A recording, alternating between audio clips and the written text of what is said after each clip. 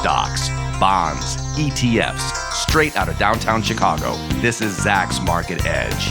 Welcome to Zach's Market Edge, the podcast about investing in your life. I'm your host, Tracy Reineck, and this week I'm joined by Zach's Director of ETF Research, Nina Mishra, to talk about an interesting topic that's kind of blown up here in 2020. Already there's an interesting ETF topic about the ESG ETFs and some of these newer ETFs that are the niche ones like the VEGN ETF, and how you may be investing in something different than you thought you were getting when you buy some of these ETFs. And I wanted to explore what is going on because, in particular, I saw a tweet just to start the year about the U.S. Vegan Climate ETF, and the ticker there is VEGN. And this is a newer ETF that just launched in September 2019.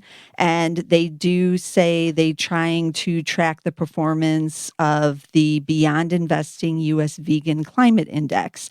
And what that also means, I went to their website, it means zero animal exploitation and no destruction of the environment, among other things. So what you would kind of expect if you're buying a vegan ETF. So, but the controversy came in because the tweet mentioned the top 10 holdings. So I'm just going to list out what they are here, and you'll get a good idea of why this was the controversial part. So the largest holding is Apple at about 5.2% of the assets. And then you have Microsoft, Facebook, United Health Group, Verizon, MasterCard, Visa, Bank of America, Intel, and AT&T. Those are the top 10 holdings. And then when I took a look at what areas the bulk of the portfolio is in, the largest industry or sector is tech, and that was 31.8%, followed by financial services at 23.7%, and then communication services at 19.5%. So when you look at this list, this is where the controversy came in, because it doesn't seem like I'm really owning anything that's vegan when I look at this. So this is why I wanted to bring Nina on, because she's our ETF expert here at Zacks, and she's very familiar with this ETF and what they're going for. So Nina, what is going on when you see something like this with this list of companies that I otherwise might not think would be in this kind of ETF? Yeah, hi Tracy, thanks for having me. It's a very interesting topic. There's so much interest in socially responsible and ESG ETFs this year, and particularly because they did pretty well. Many of them were able to beat the broader market last year, and we will discuss the reasons for that later. But let's talk about this particular ETF. And as the name and the ticker symbol, VEGN, may suggest that it is a vegan-friendly or a meatless meat-friendly ETF, but this is actually an exclusionary ETF. So rather than including only certain companies that are vegan-friendly, it excludes companies from the S&P 500 index that are in any way engaged in animal exploitation or defense or human rights abuses or fossil fuels or any other environmentally damaging activities. So if you exclude those companies, what you get is, you mentioned the top 10 holdings. What some of the notable exclusions are: Amazon because they bought Whole Foods, which sells meat. They don't include Berkshire Hathaway because they own Kraft Heinz, which again is a meat food, and they sell meat and other foods. They do not include J&J, Johnson & Johnson, because of animal testing. They do not include Home Depot because they sell animal products. They do not include Disney because of Animal Kingdom, which they treat as animal exploitation. They do not include JP Morgan and some other banks because of their support for fossil fuels. So after those exclusion, you get a tech-heavy portfolio. Yeah. Now, when this ETF was about to launch, and when it launched, they were actually mocked in the financial media. People could not understand why a company like Disney is not animal friendly, Yeah. why you are excluding Berkshire Hathaway when Warren Buffett is one of the most charitable person ever in all times. But to their defense, how many meatless meat companies are there? Beyond Meat is the only one which is public as of now. Impossible Foods is not yet public. There are many other smaller companies which are working on vegan products which taste like meat, but they are not ready to market because either they are too expensive or they are not healthy.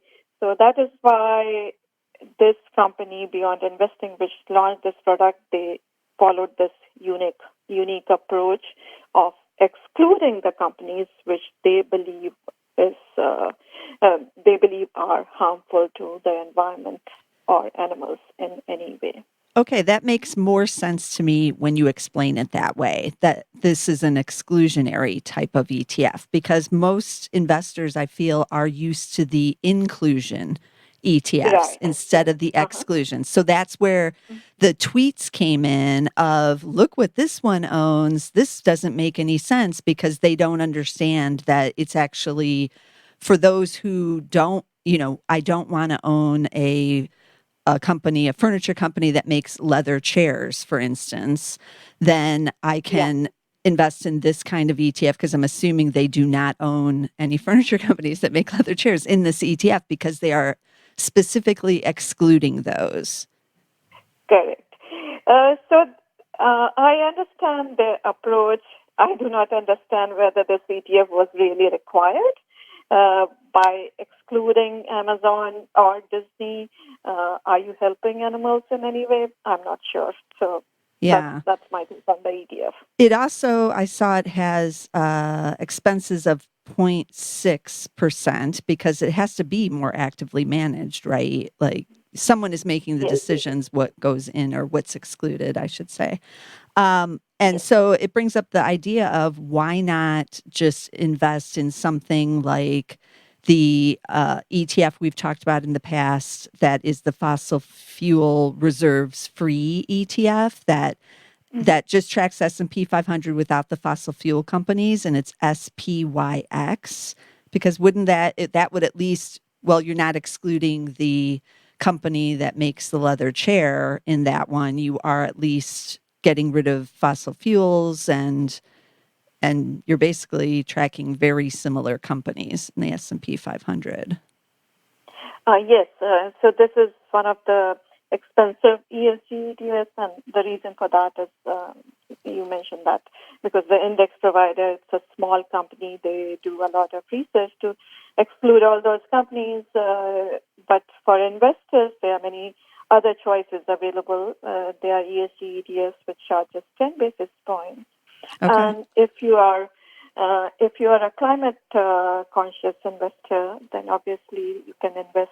You can take a look at the fossil fuel free ETF, which is SPYX. Now, so it does not hold any companies which own fossil fuels reserves, but you will still get some energy exposure. Okay. In fact, energy accounts for about 1.8% in the portfolio. It holds companies which are basically processing energy. So companies like Halliburton, Valero are still there in the portfolio.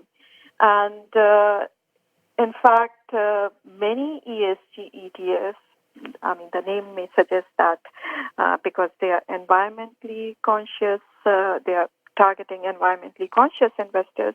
But actually, all those ETFs look at all three factors: environmental, social, and governance. So that is why most popular ESG ETFs, they have some exposure to energy as well. Energy, because energy companies, maybe they score low on the environmental metrics, they may be scoring high on social and governance metrics.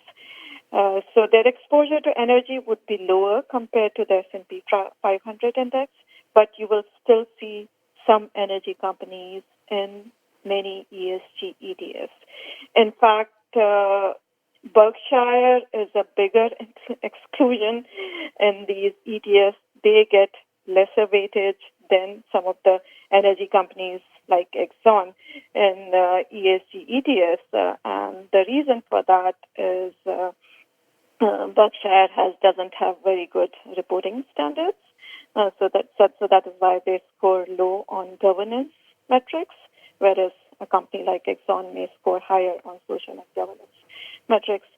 So whenever you are investing in ETFs, it always makes sense to look under the hood, look at the holdings, make sure that they are in line with your beliefs or your investment goals. And there's always an ETF available which will probably suit your beliefs and investment goals. Yeah. Now, I took a look at a couple of the other, one ESG and one of the low carbon target ETFs. So the low carbon target ETF, CRBN is that ticker. And then I just took a look at a basic ESG. It's the iShares USA ESG Select ETF, which is SUSA, but that one excludes tobacco, and it's large and mid-cap stocks. But I took a look at these just to kind of see what was in their top 10s, and I am struck by the lists because they all have Apple and Microsoft as among the top two holdings, and then pretty much Alphabet is always in there. On the ESG Select, you also have Salesforce, BlackRock, and Accenture. That's a little bit different one. But the carbon one has Facebook, it has Alphabet, it's got Amazon, which I'm kind of surprised because Amazon's flying its own jet fleet around. So I'm not sure how that's low carbon. But so I just bring that up because it seems like you're kind of owning the same group of companies with all of these ESGs. Is that because the big tech giants basically just fall within the parameters of any ESG ETF? Yeah, that is the main reason. So all these big companies, they score pretty high on all three ESG metrics because, they have been taking a lot of initiatives. They have been taking a lot of steps to reduce their carbon footprint. Microsoft announced just last week that they will go carbon negative by 2030. And Apple has also taken a number of steps to reduce its carbon footprint. They have a lot of cash, so maybe they can spend a lot on their governance practices. And they are usually, more friendly towards their female and LGBTQ employees. So that is why most broad-based ESG ETFs, they have a lot of exposure to tech, and they have lower exposure than the broader market to energy. And that is the main reason why these ETFs did pretty well last year. So it was like you are doing good for the environment, you are doing good for the society, and you're also your portfolio is also doing well because technology was the best performing sector last year, this year, and over the last decade. So in the past 1 year, tech is up more than 50%. This year also it is up about 6%, whereas the S&P 500 is up about 3% only. Second best performing sector is communication services, which was carved out of technology. So that is dominated by companies like Facebook and Google and Netflix. So again, all those hot companies. So basically, all these ESG ETFs, they are providing you higher exposure to technology, all these hot tech companies.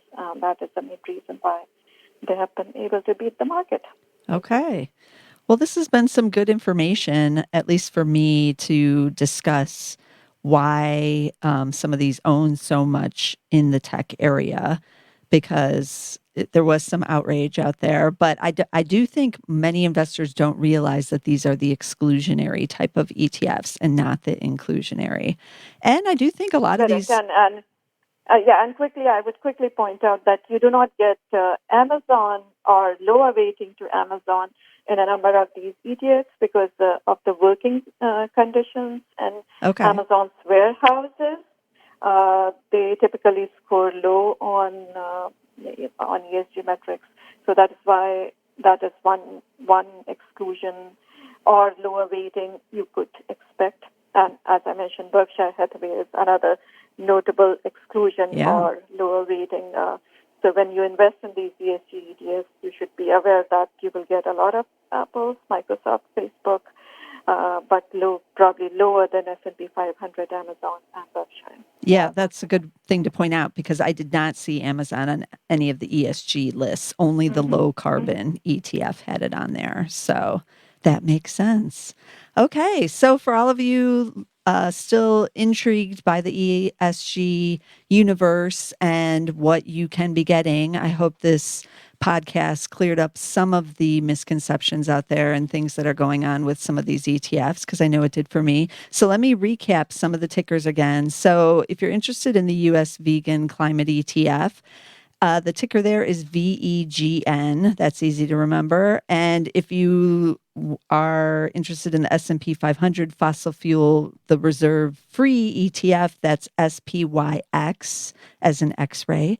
And then we had the low carbon target ETF, CRBN, and the iShares USA ESG Select ETF, SUSA.